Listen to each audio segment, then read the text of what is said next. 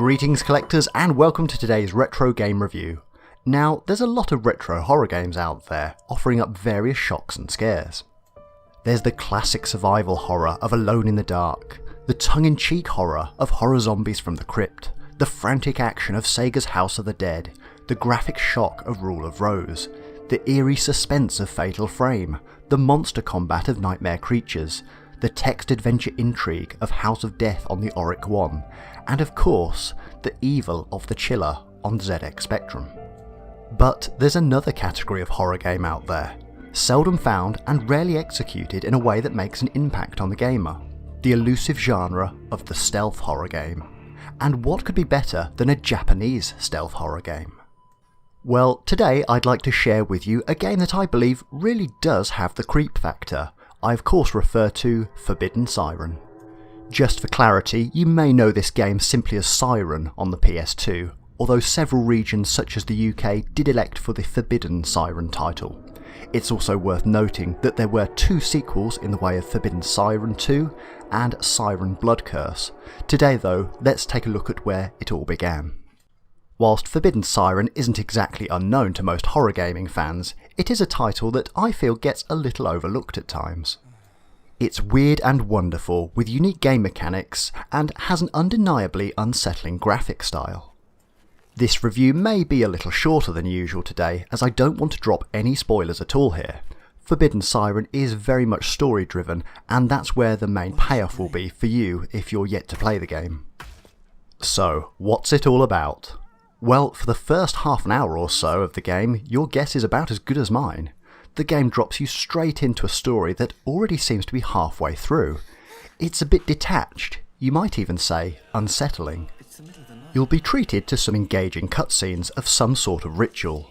There's no context and no explanation. As the gamer, you sit there and feel not quite sure-footed about what's going on. The pure brilliance of Forbidden Siren is that it instantly sets the tone of confusion and an ominous, intangible fear that's hard to define.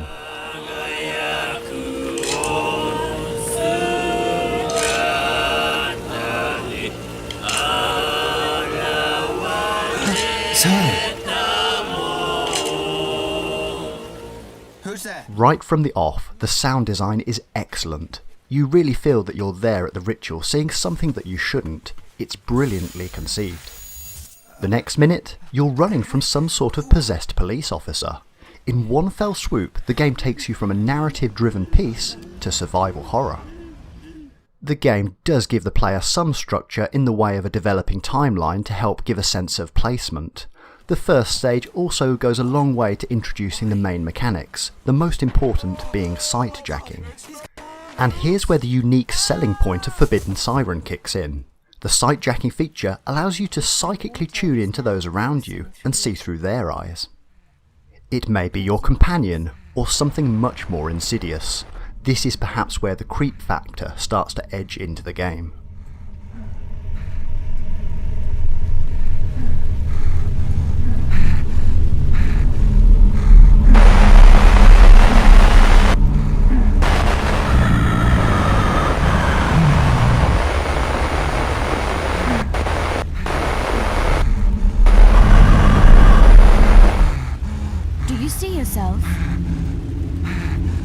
That's you, from my point of view. Did you feel anything else? There is a purpose to this mechanic, of course, and that's to assist you in the stealth elements of the game. For reasons unknown early on in the game, it's clear that there are undead enemies known as Shibito stalking your every move. The mechanic raises an unusual challenge for the player in the way that you will have to balance using your skill to see through the enemy's eyes, but also ensure that your character is still safe. Using this skill well will ultimately help you plot your way through the sinister levels, and wow, are those levels dark. They're amongst some of the darkest you'll see in a game of this type. I'd go as far as saying that some levels are near enough pitch black. And of course, this is all by design. You do have a trusty torch, but bear in mind turning it on will make it easier for the Shibito to track you down. The additional kicker is that running will also alert them to your presence. So to survive, the game forces you into a situation where you are actually safest where you're walking slowly in the dark. It's a brilliant and organic way to ratchet up the fear of walking around a Japanese forest at night with limited weaponry. The game has you right where it wants you by its clever design.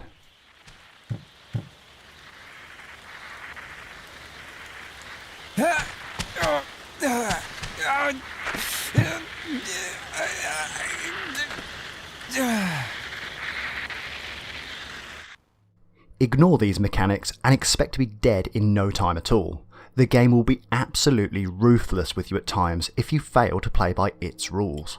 Some players will appreciate this style of gameplay. I imagine that it will simply infuriate others.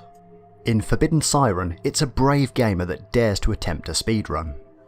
After the initial stages, the game shows its hand a little by switching your playable character. Again, the diary system makes it clear at what time the events are happening and to who. Before long, you realise the brilliance of an interconnected tale of several characters. Again, there's very little context. This is a story that only reveals itself once you progress deeper into the game. It's an example of ingenious storytelling to keep you guessing your purpose and what the significance of the initial summoning ritual and Shibito are. Graphically, it's clear that the game knows what it wants to be and unashamedly sticks to its goals. Everything about the presentation is designed to make the gamer feel slightly ill and confused. When it comes to the graphics of the human characters, we're deep into the uncanny valley territory. To achieve the realistic look of the characters, real-life actors' faces were scanned and wrapped onto 3D models. It can produce a really disturbing effect at times. The graphics are on the edge of looking photorealistic, but in a way that suggests there's something not quite right about it all. You're still shaky, but you will be better soon. I'm so relieved. It was any more. Anyway, we must hurry now. Close your eyes. This flows through into the audio. The background effects are sparing and music minimal to make the player feel very isolated. However, it's the voice acting that plunges the game right back into the uncanny valley once more. Rather than posting any Japanese speech with subtitles, Western versions of the game were recorded with mostly British sounding accents. To someone with a native British ear, trust me, the voice acting really adds to the experience. Most of the voice acting is very stiff and what I would describe as an over-engineered British accent. It's the effect you get when you try to impersonate yourself or listen to yourself back on an audio recording. There's something that just never quite rings true to the listener. Wait here. Come over when I call you. I'm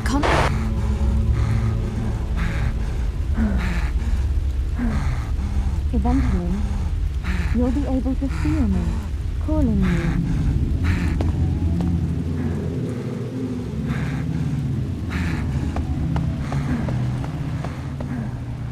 The overall effect, in combination with the graphical style, really does conjure up some nightmare fuel situations. In terms of game progression and just pure understanding, you may need to refer to the manual, and the game designers knew this. The manual will give you an introduction to the game in the way of an explanation of the summoning whilst not spoiling any of the game content. You'll also learn more about the village and its 10 regions. This is at least a bone that the game will throw you. In-game, there's very little in the way of map navigation, so the help from the manual is very much appreciated for the context of the world. The manual goes on to give some general tips, including not to run unless far enough from the enemy. You'll also get bios of the main character set and hints for day 1 and day 2 of the game, although these are also rather cryptic, such as, "It will melt between the gap in the kitchen. Go to the front door before the pig cries." And there's always the helpful hint, "Pay attention to the praying woman. The first one is the lion." So yes, the tips can be helpful, but only if you can understand them. To be fair, I quite enjoy this method of giving hints. It won't give you the full answer simply by reading it, there will be interpretation on your part to progress, and that's perhaps a good thing. In terms of the rest of the physical presentation, the PS2 case has some decent artwork, and this does feel like a mature horror offering for the system. Over time, Forbidden Siren has gained notoriety. mainly from its 2 sequels.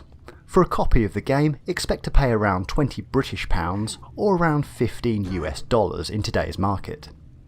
The legacy of the sequels, Forbidden Siren 2 and Siren Blood Curse, are perhaps better known, but it's always worth revisiting the original offering for most retro game collectors. Interestingly, the game also spawned a 2006 movie adaptation, which is, well, yeah.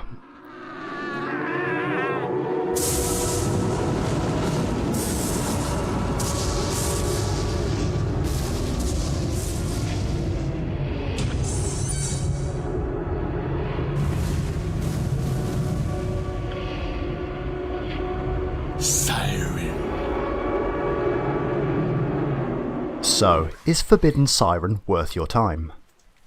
I believe that this really comes down to 2 camps of game player.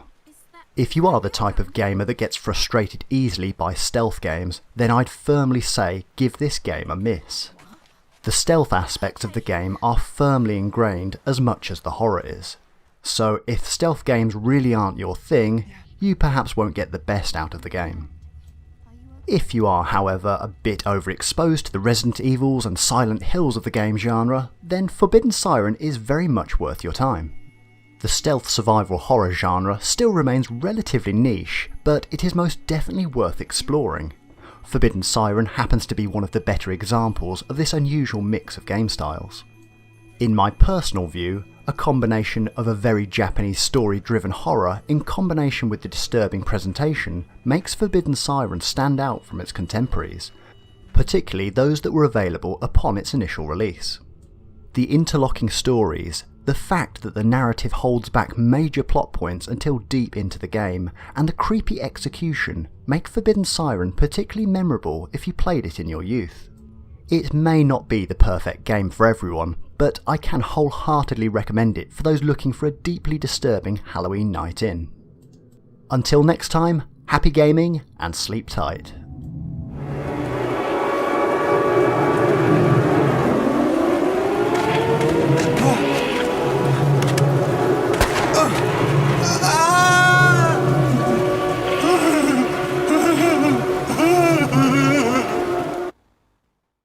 Hello again, I hope you enjoyed today's show and thank you for the view. Remember, you can always comment, like, subscribe and find us on the social media sites below. Happy collecting!